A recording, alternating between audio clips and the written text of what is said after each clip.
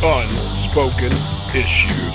Hey everybody, just before we get into this episode, I wanted to give you a heads up. This is our second episode this week, as a matter of fact.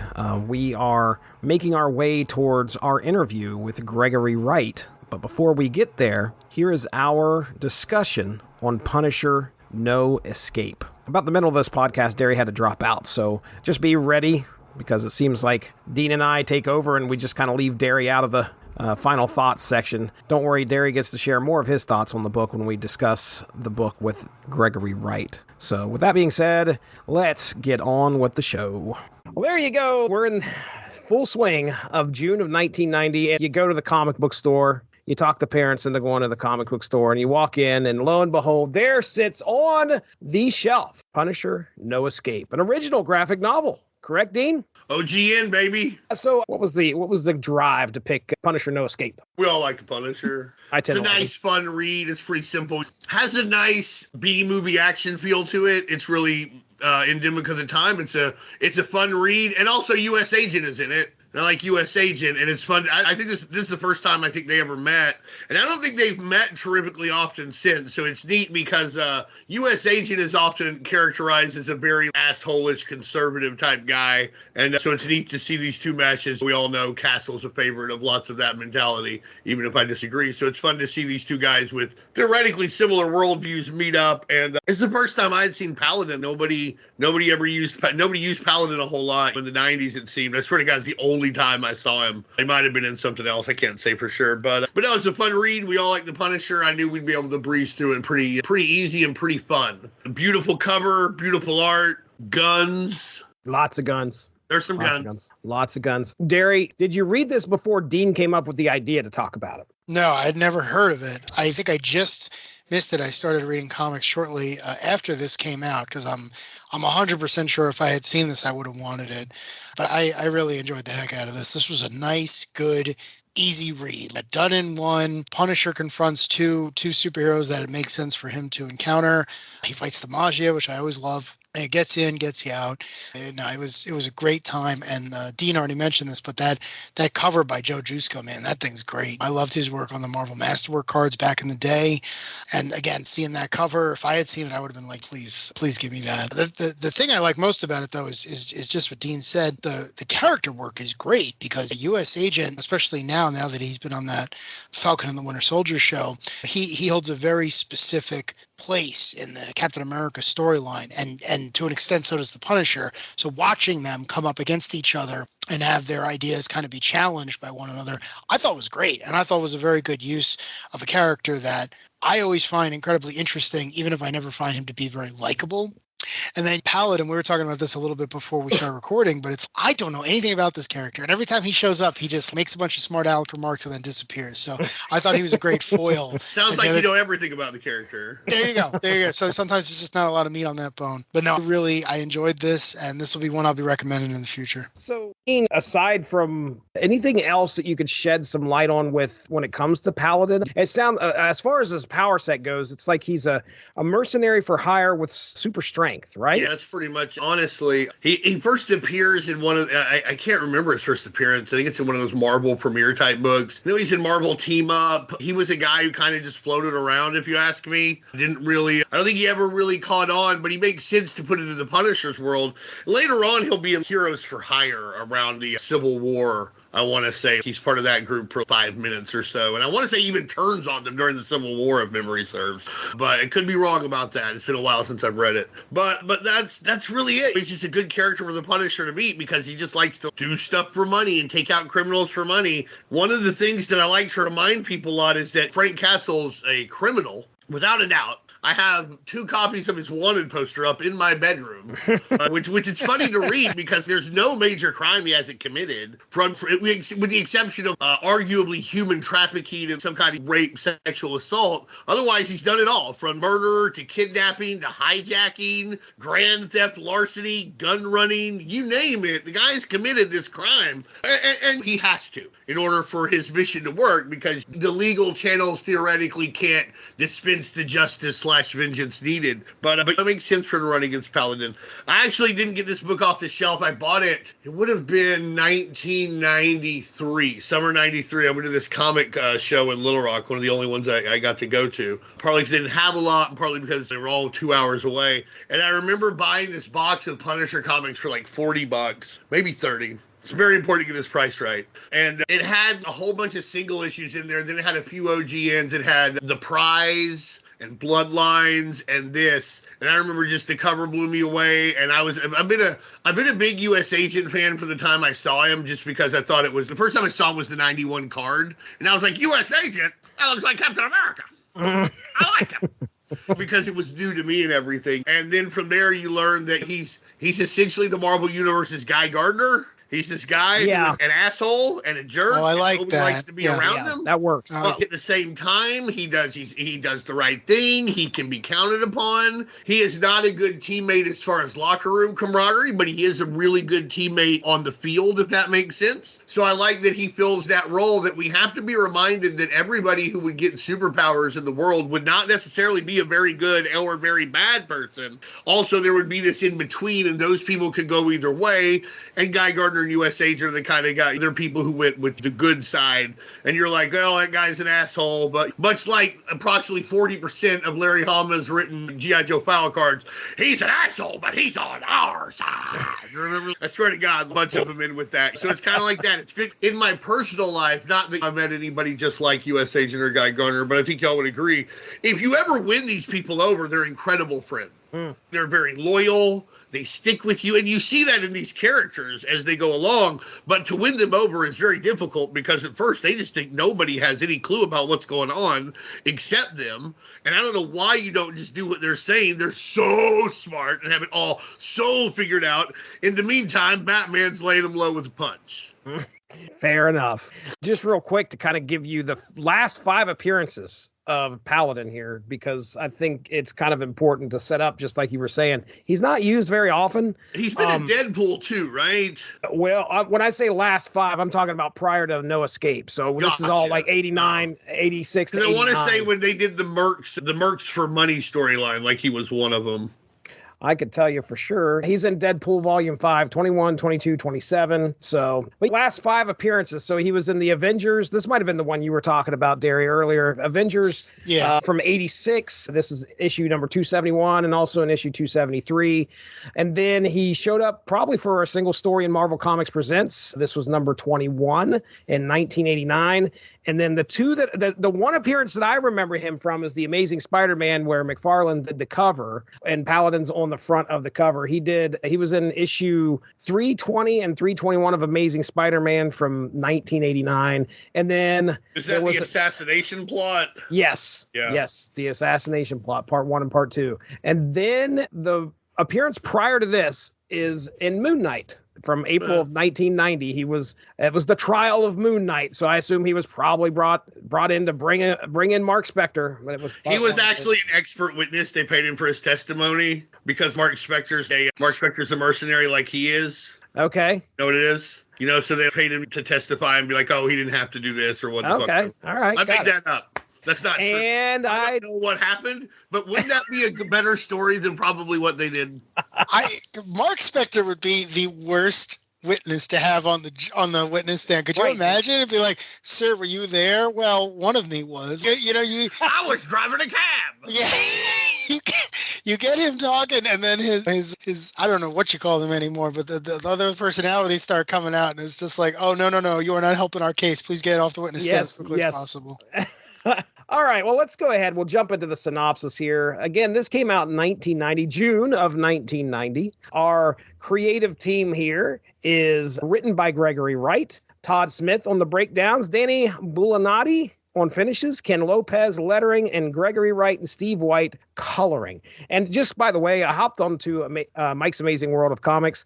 Gregory's got quite a few writing credits, but it's funny because there's a lot of them where it's like Gregory writes it and he's got to definitely get his hand in the colors. That's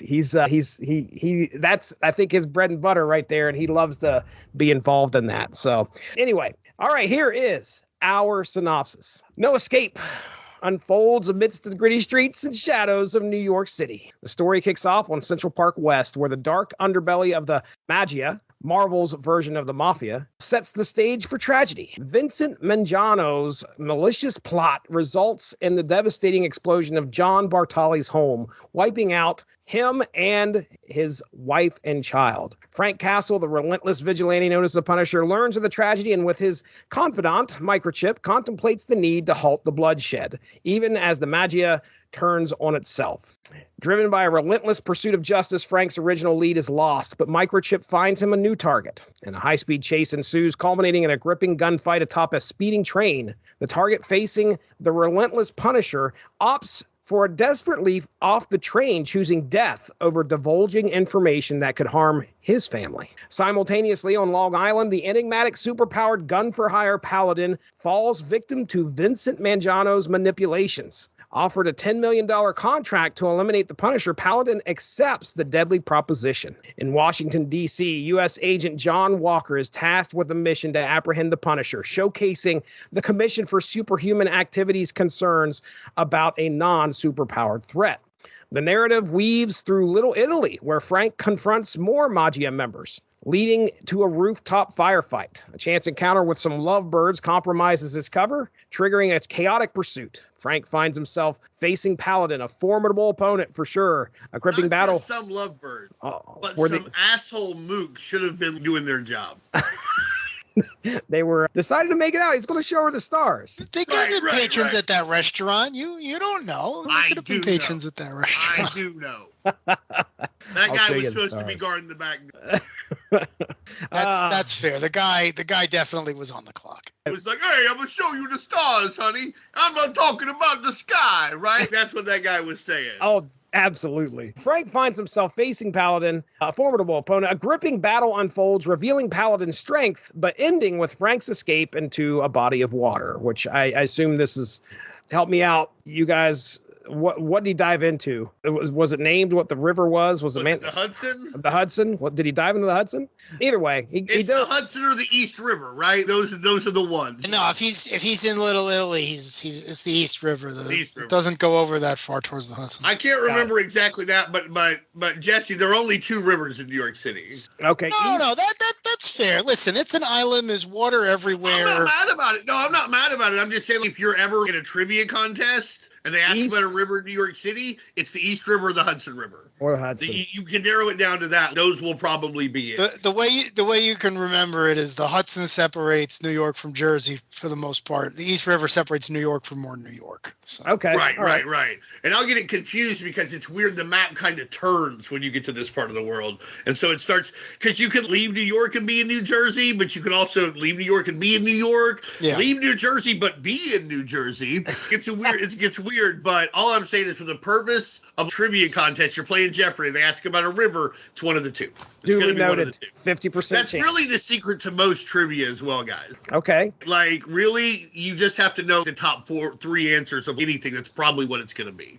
Can we talk about the amount of times in his career Frank Castle has jumped into a body of water in the 70s, 80s, and 90s surrounding the island of Manhattan, and he has gotten back out? His immune system must be so good at this point that it would rival Wolverine, because he'll go in the Hudson, he'll hold his breath down there. That'll kill anything, and the Punisher keeps resurfacing to do it again the next day. I just got to say, I know he's a local, but man has my respect.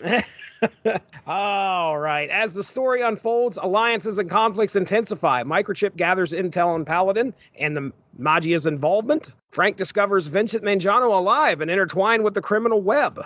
Intertwined with the criminal web. In a tense confrontation, Paladin resurfaces, leading to a life-threatening situation for Frank. The arrival of U.S. agent adds a new dynamic, turning the tables on the impending danger. The narrative reaches its climax in an explosive confrontation at, is it Lido Beach? Lido Beach? What is that? Any idea? Or is it made up? I have no idea. Sorry. Okay, yeah. Right. I didn't know if that was an actual place or not. It probably is. Long Island's like huge. Long Island's way bigger than Manhattan. So there's a lot of nonsense out there. We'll go with Lido Beach, the heart of Mangiano's operations. Frank faces Paladin, disabling his high-tech weaponry while U.S. Agent enters the fray. The Punisher orchestrates a masterful ruse, creating the illusion of his demise. Walker, believing Castle is dead, presents the charred remains of the iconic Punisher shirt to the Commission, but still earns their disapproval. In the aftermath, on a distant rooftop, Frank and Microchip reflect on the tumultuous events. The war against crime endures, underscoring the unyielding commitment of the Punisher to his relentless pursuit of justice. So, yes, right there, that is a small synopsis of what happens in the book. I really didn't get into the whole intricacies here of some of the important parts, because I think it's definitely worth talking about. So I guess we'll start with Paladin here. Paladin shows up. He's doing exactly what we just talked about. He's kind of like a gun for hire. He's closing in on a bounty, but it turns out it's Vincent Mangiano has orchestrated this whole thing so he could see if this guy would be the one guy that could actually maybe take down Frank Castle. Turns out he is, at least in Mangiano's eyes. He passed the test, and so he's hired. And then we have, it's neat to see these two outside forces converging on the Punisher, and the Punisher trying to have to live. Because when you look at that cover, you kind of look at them and on that cover and you're thinking, well, these three guys are teaming up to go against something. That's not the case, though. They're teaming up to go against your wallet. Truth. Yes. There's a $5 book in 1990. That would have been a great turn of events if Garth Ennis were writing this. I feel like Paladin and U.S. Agent would have shown up, and Frank would have been like, wait, you're mad because you have to come after me because I have no superpowers. Paladin's got superpowers, and he's doing something that's very illegal. You should go fight him. And then the two of them just beat the hell out of each other on the margins while the Punisher went off and killed all the Maggia members. That would have been a great use of the remaining pages. So you watch Paladin, who now is got Frank in his sights, and then you have also U.S. Agent, who is now tasked with bringing in the Punisher. Let me just ask you guys here, and Dean, I'll start with you. U.S. Agent, what's the deal with his tragic backstory? Did he lose some people? Clearly, that's referenced in this comic. Lost his family, or what happened? I think a group called the Watchdogs killed his family, and his parents. He didn't have parents. Yeah, exactly, his parents. And I think it's because his secret identity got revealed somehow. But I wish Matthew Price was here. He's the big cap guy. But that's what I know is the Watchdogs killed his parents, and so he goes pretty nuts from that. And he was already nuts, so. It's clear that it's affected him pretty deeply, but it's also something that Frank taps into to kind of get him on his side. Okay, because he shows up, I want to arrest you. And Frank's like, okay, all right, fine. You can arrest me. But look, I'm taking these guys out. These are guys that you probably just let me finish the mission. And it takes a few seconds, but Walker's like, okay, I'm in. Only takes a few seconds. He is very quickly convinced, we're killing criminals without due process. All right, I was probably going to do that anyway. That's fine. No one told me we couldn't do that first before I take you into the legally questionable tribunal I work for. Right. Yeah, I like how Castle just knows everything about everything. He's like, what the fuck's the Commission doing after me? Blah, blah, blah. And then he's like, your parents, they're dead. How do you know all this? Yeah. This Microchip is probably on Microchip is like PBS. He's on the same bulletin board with Ken Cord from Birds of Prey, and he's just getting all the superhero gossip. He's just like, oh man, you should see what Scarlet Witch is wearing these days. My God, Magneto's back. I don't know what the internet looked like in 1990 in the real world, but I'm sure in the Marvel universe, it was just people making crap up about super people. I think it would have been great. Just news group after news group dedicated to the living lightning and like shooting star. This is huge fans. People. New Warriors hater 69 420 has long gone. That was actually my first AOL screen name. Oh, you hate the New Warriors? No, I'm kidding. I was gonna say. I know you're into 69 and 420, but I didn't think you hated the New Warriors. No, I like the New Warriors. I like them very much. That absolutely did sound like something I would have made as a screen name in high school. Paladin definitely has the upper hand with Frank here when it comes to Frank realizes he's outmatched and he's got to get out of the way of Paladin, which he was able to escape him pretty successfully there by getting him tied up into the chains, then diving into the body of water and getting out of there. But outside the club, Paladin with a tisk gets the jump on old Frank, and I kind of knew that. So Frank hits him in the nuts. What kind of big fucking super merc with super strength does at least wear a cup or something? He hits him in the nuts. I don't blame him. He's right. There's this great equalizer. Also, it's weird that these fights, because Paladin is just owning Frank, but Frank holds his own fight against U.S. Agent, who presumably is about as strong, if not stronger, than Paladin. John Walker does not seem like somebody that would pull his punches, in my opinion. And he nails Frank at one point, but regardless, Frank throws that punch and Walker catches it, and I'm like, oh shit, you're in the same boat here, dude. You need to do something. And Frank realizes pretty quickly, and of course we already talked about how he talks Walker into joining him. I'll go ahead and throw out one of my favorite parts of this book, and that is Microchip going into the 7-Eleven. Oh my God, me too. Love that. Micro, my people. I have been there. I've been there so many times. Ah, shit, what the fuck? I'm stoned and I'm going into the fucking convenience store. And you're just listing off stuff. And I'm stoned now and I'll be stoned later. And when I need a snack and there's so many options, how are you supposed to choose? You won't know until you get there and see it. And you probably better get out. My only disagreement with Micro is you didn't get like 3 things. You got to get like 3 things. Right. He comes out of there with one thing. One thing. Pork rinds. Pork rinds. He's like, zingers? No. Nope. That's another thing that's weird about this book, though, is Paladin acts like Castle's a chump. Oh, it's so easy to investigate him. But other times, it's very hard to penetrate these things or whatever. Also, in this day and age, Micro is unstoppable. They will bring you this stuff. And you go through the internet to get it. That's the truth. So he would have 12 layers of apps so that someone could bring him 1 bag of pork rinds that he also probably got for free. Or he got Bill Gates to pay for through a backdoor hack. That's the truth. He'd be unstoppable now. He would not have to go out for snack. No, he would not.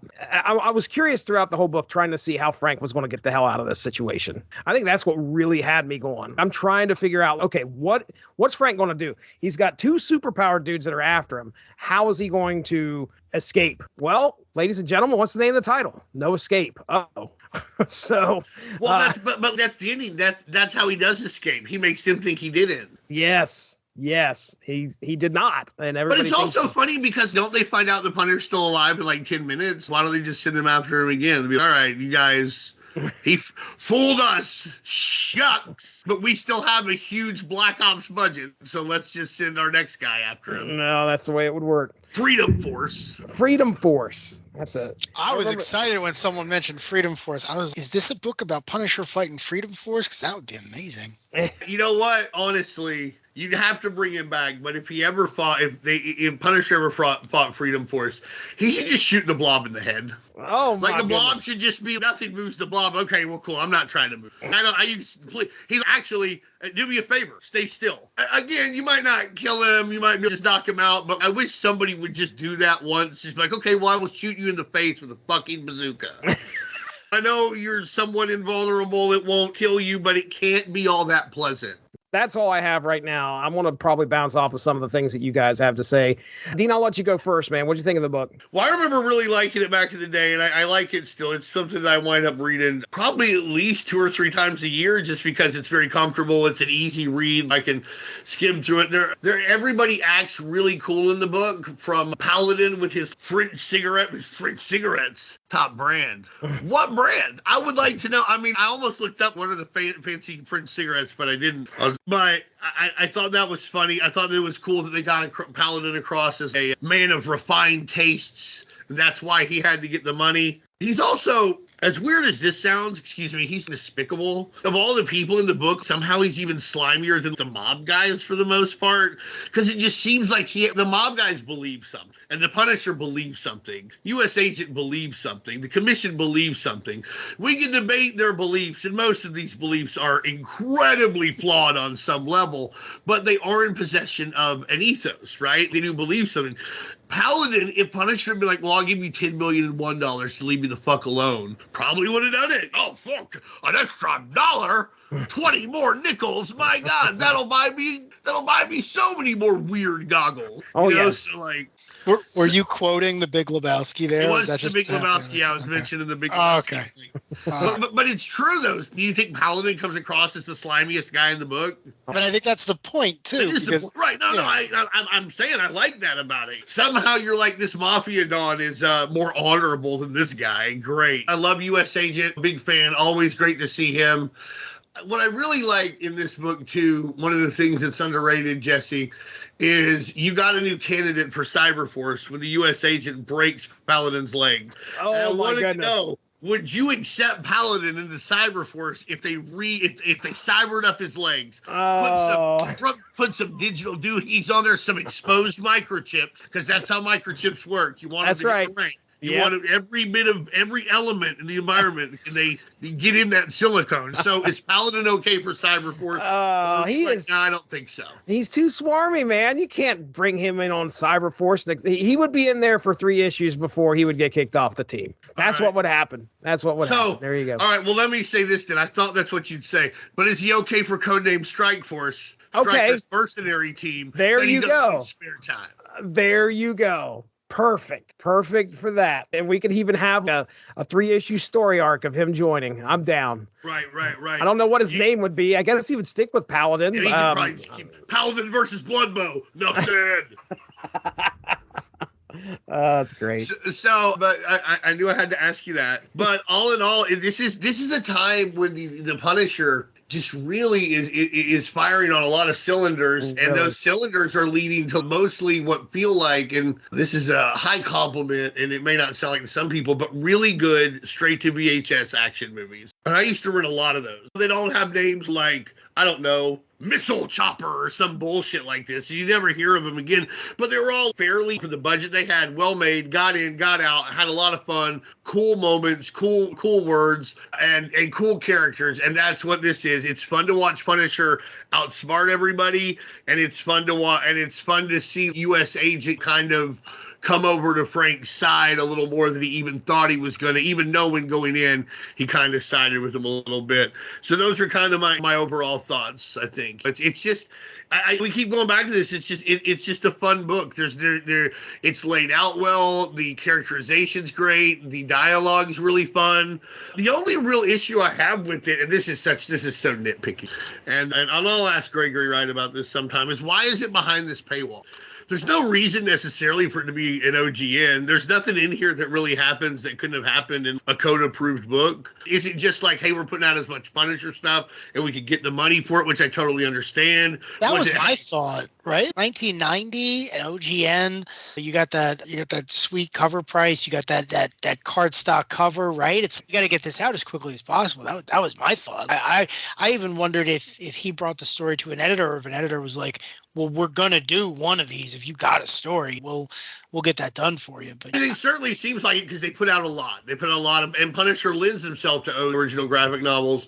Some of them tend to be a little more violent, or a little, like we did Punisher Ghosts of Innocence the other day, and there's definitely a reason you put that one behind the paywall, because it's hardcore, right? As far as some of the subject material. But this wasn't significantly different from what you could read in Punisher War Journal at this time, and that's not necessarily a knock. I was just interested in the decision making to put it here, or you could serialize this in like a freaking 5-part Marvel Comics Presents. There's lots of places you could have put this. The decision is probably just a monetary one, but I'm always curious about those decisions. I'm going to hop onto Mike's Amazing World real quick and just see what was on the shelves as far as what was on the shelf at that time, because maybe it was a situation where there were just so many stories going on. In 1990, we had War Journal was out at that point, and there's just the regular series, right? There's also, I think, the Punisher magazine's going. I think Armory starts up. There's definitely, I think, Punisher Bloodlines also comes out in 90, and maybe Kingdom Gone. Well, I'm taking a look here. We're going to Marvel Comics, 1990. What was on the shelf at that time? Punisher, as far as Punisher goes, we've got Punisher number 36, which it looks like it's got Jigsaw written on the front of it. Is Will still? No, this is Mark. Mark Teixeira is doing the art on that at that point. And then as far as War Journal goes, Punisher War Journal, I see the magazine. Magazine was issue 13. Punisher number 37 happened as well. That has, again, Mark Teixeira on art there, Mike Barron writing. So I don't know. It is kind of one of the questions I definitely want to ask is like, Punisher movie special #1 was on the shelf. It was on the shelf at that point too. Punisher War Journal #21, which has Frank kind of hanging out in a body of water yet again. It just see the top of his head and it looks like he's in the jungle. This is after the jet ski too, so don't forget about that. Okay, what the jet ski? What do you mean? The famous Punisher War Journal jet. You just rented the Punisher a jet ski. Kiss that baby goodbye. That's good stuff. But I don't see any reason why it couldn't have been in either in the magazine or in the comic as well. But either the way, magazine is a reprint book. It's reprinting. Oh, is it? It's in black and white. It's got those great painted covers, but it's primarily a reprint book. Although I think they missed the boat there because Marvel probably could have made a nice bit of money with original, more violent black and white Punisher stories that they also could have sold at outlets that were still selling stuff like Savage Sword of Conan. It fits very nicely next to that type. That format would have fit the Punisher very well, and it would have fit that audience very well. I think that Larry Hama used to say one of the big audiences for Savage Sword of Conan were guys who rode motorcycles and had a bunch of tattoos. Well, I don't think that you're going to, if they saw Punisher next to it, black and white, sort of like Punisher Max before there was Punisher Max, maybe not that hardcore, but very little interaction with the Marvel Universe, if any, just really gritty action stories. I think you can put that on the shelf in the 7-Elevens and stuff, which were still carrying these things at the time, next to Savage Sword of Conan, and that same demographic is going to happily pick that up. Be like, oh, yeah, it's not Conan, but he's got a gun, or what the heck ever. Well, John Walker accidentally kills a man in this book. I was going to ask about that too when I get a chance to talk to Gregory Wright, because he's an Avenger at this point. And this is a big bone of contention for Avengers, even the West Coasters, the wackos, as they would be called on occasion. But I thought that was very interesting. Did he have to clear that with the Avengers books or anything? Because this is a big deal at that time. So I wonder it was one of those things nobody even thought about until it got in print. And certainly U.S. Agent in Avengers West Coast was kind of the Maverick, and he had been placed there by the U.S. government, etc. And so they didn't like him, but eventually they grow to into at least tolerate him, if not become his friend. But at the same time, I just don't know. That's a big deal. It seemed very out of place for an Avenger. And for him, his biggest problem, he's like, I killed a guy. I needed information. His first thought was like, should have got more info before I murdered. Yeah, I remember him going, I did it again, mama, or something along those lines. He's sitting there regretting, thinking about his mom when he accidentally killed him. I did it again, ma. I've tried so hard to do what's right. And so there is serious conflict, and it's part of his character, but serious conflict with John Walker. But it took me by surprise when that happened. I did like the way it resolved with, just like we said, it was no escape. The Punisher makes him think that they're dead, that he's dead. And Micro's lucky to get out of there. Micro's always lucky to get out of there. They're always kidnapping Micro. Oh, poor Micro. Poor Micro. I'm just trying to be fat and play combat on Atari 2600. Y'all leave me alone. Trying to get my Choco Bomb. Choco Bombs. The other thing is that with John Walker's character, again, he is, not only is he conflicted inside himself, but he's also, seems like, as much as he wants to follow orders and believes that what the government is saying is right, there seems to be a little bit of resentment that he holds towards the federal government for the orders that they give him. Just a little bit. I'm just saying that it's not clearly evident, because he goes right back in there. He's like, here's the shirt of the Punisher. And I'm like, how about you go beat feet, buddy? We're tired of dealing with you. And he's just like, okay. He just leaves. John Walker, U.S. agent all the way. But definitely, I think, I don't want to get too much in the weeds here, but for a lot of people with John Walker's political beliefs, there's a kind of cognitive dissonance between you're supposed to follow authority and you're supposed to do what leader tells you and fall in line and know your role and everything. But also, you can't trust the federal government. And you can't trust these experts. You can't trust anybody who actually has any authority. And to be honest, what you're supposed to do is find a healthy medium behind that. You're supposed to do your own research to an extent and okay, this is okay, but this isn't, it's blah, blah, blah. I'm going to follow orders up to this point, but these aren't orders I would ever follow. But it seems John Walker is struggling with that part of his identity because there's a very individualistic streak among those political persuasions. And how individualistic can you be if you're also always supposed to follow authority, but you're also not supposed to like the federal government, but the federal government is the one that's telling you what to do. It becomes, and I'm not saying it can't be sorted out. It absolutely can be. But these are two very loud, colorful streaks in this line of political philosophy that can be hard to make line up. Right. And I think John Walker's struggling with that right here. Not struggling with his shield, though, man. He's doing some good shield work. My goodness. Taking out the legs of the Paladin, no problem. Yeah. Is he going to be Cyber Paladin now that he's on Strike Force, or like Strike Paladin? Strike Paladin. I love it. Oh, man. Paladamnation. Paladin. So got to roll with something there. I don't know. Yeah. Blood Paladin. Just make it easy. Just put blood in front of it. We'll just go from there. Right. That's perfect. I enjoyed myself here. It was 1990s Punisher. The Punisher is hot. Things are slowing down for the Punisher at all here. So it's kind of neat to watch him get together with these two guys. That what's going to happen? Is he going to be up against them? Is he going to be at odds with them? Is he going to be teaming up with them? And it's, you craft a good story. You said it was a light, kind of not really too in depth. It's a good kind of B movie action. All those things you guys said, I completely agree with. And I had a good time reading it. Coming out of this, I think it's what I enjoyed the most was watching the Punisher try to escape the captivity of these two guys, or at least make sure that he is not in their sights, at least for a little bit. Because even at the end, he's like, they're going to know I'm alive eventually here pretty quickly. Right. But regardless, I'll get 20 minutes off. I really like the part where he was like, maybe they'll kill each other and that will solve my problem for me.